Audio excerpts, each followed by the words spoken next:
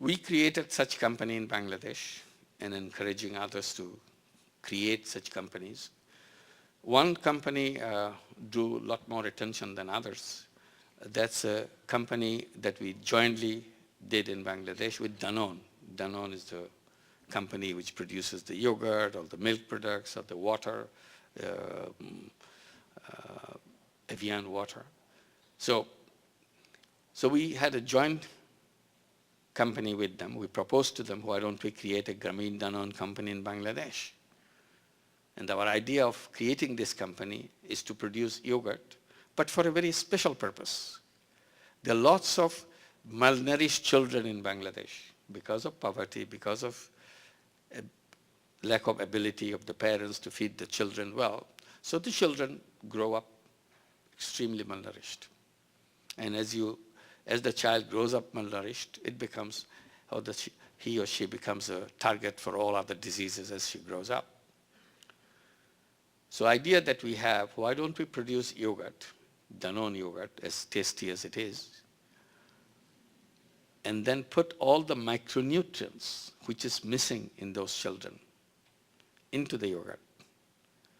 All the vitamins, zinc, iron, iodine, whatever is missing, into the yogurt and sell it to the children. Children buy the cheap snacks like ice cream or local sweets or whatever at the same price. They get the yogurt. And the yogurt company, Grameen Danone company, recovers all their cost by the sales proceeds, and the children get the health by eating this yogurt. This will be a great thing if they can improve the health. The mission of the business is accomplished. And the owner of the company, the Grameen or the Danone, gradually they can take back their investment money, but once they have recouped the investment money, no more dividend coming from there. So don't expect any dividend to come from you, because that's not the intention why you build the company. You build the company to help the children get better health. As long as that health is done, your mission is accomplished. So this would be a social business.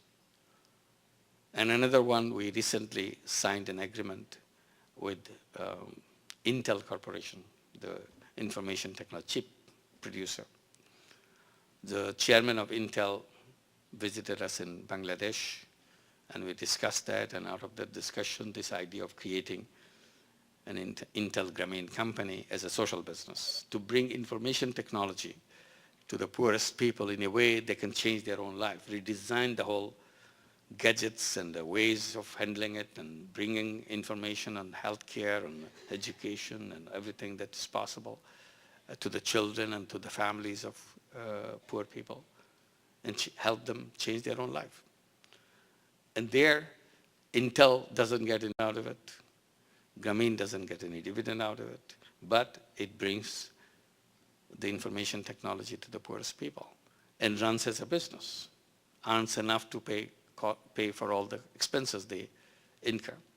So these are the examples that we would like to carry on in terms of social business, in healthcare, in education, in bringing good quality drinking water to the poor people or people who don't have that access to pure drinking water.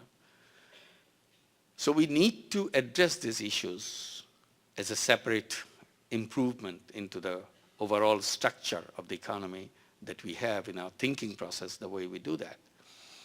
And once we accept the idea of social business, many other steps need to be taken. One of such steps will be in the university. You have to teach another course, social business. And now we have the business school which produces MBAs. And these are the young people, like you are, many of you probably are studying to get the MBA degree. And MBAs are prepared, the young people are prepared to go out and help the profit maximizing companies to make more profit. That's what they're getting ready to do that. So we need another department which will be teaching social MBAs to go out and make sure your company reaches out to the people that you want to reach and help them change their life in a social business way. And design social businesses. What is the problem? How do you design that? This is one of the challenge. Young people will be designing social business plans so that this works out both ways. It's a beautiful program. It helps people. It runs as a business. So that will be a wonderful thing. And once we can introduce that, it becomes very powerful because today we can help people only through charities, through the foundation activities. And charities or foundation activities, when you use a dollar, that dollar has only one life. If you use that, it's done. It achieves the goal, but you cannot reuse this dollar. You cannot take it back again. You have done it, it's gone. But in social business, dollar keep coming back. It continues to recycle. So you reach out to more people. And life of that dollar becomes endless because it never disappears. So it becomes more and more powerful. So this is another area. And the other area that we have to work is in the stock market. Today, the only stock market we have where we can go and find a company where we can become rich overnight. And that's what we're always looking for, which company to choose. Where do we put our money? Because we want to make money. If I want to do good, I cannot go to the stock market because there is no such company which tells me this company will do good, this, and no profit. So we need a social stock market where all the social businesses will be listed. So that if I want to help the poor women get out of poverty, I see there are 21 companies who are doing that. And I want to choose the best, where they are doing most effectively, most dedicatedly committed people and getting good results. So I want to put my money there so that I can help more people coming out of poverty, more women coming out of poverty and so on, more children out of the street. That's if there's a company doing it, I would like to put my money in. So we have a series of parallel kind of institutional arrangements that we have to build. Then we have a world where we can now reach out to all the problems ourselves instead of dumping all the problems on the shoulder of the government. Today, if we see a problem, it's that government should do it. We citizens are as powerful, sometimes more powerful than the government, because we are more innovative than the government.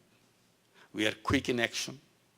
Government takes a lot of time before they can make a decision. And then it gets stuck with the bureaucracy and so on. But we are free as individual citizens.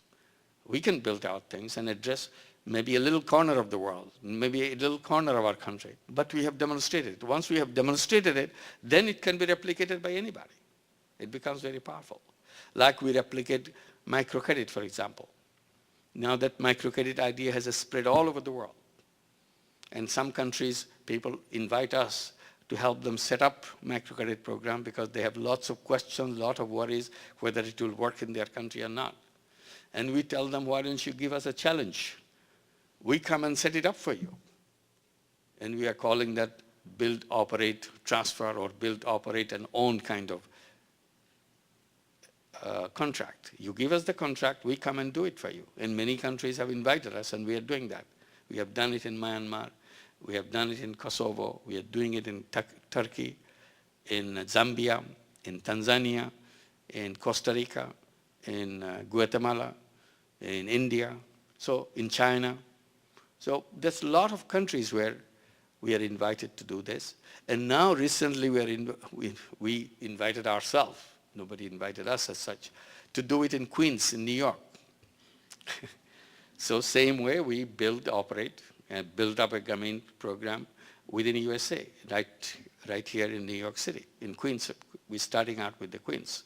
So I was telling them in the Queens that the Queens is the Jobra of USA. Jobra was the first village where we worked when I was in the university. So now Queens becomes our Jobra, where we start building it up. Because this has an interesting challenge here. Because this is a country with such a sophisticated banking, but at the same time you see pawn shops everywhere. This doesn't sound right.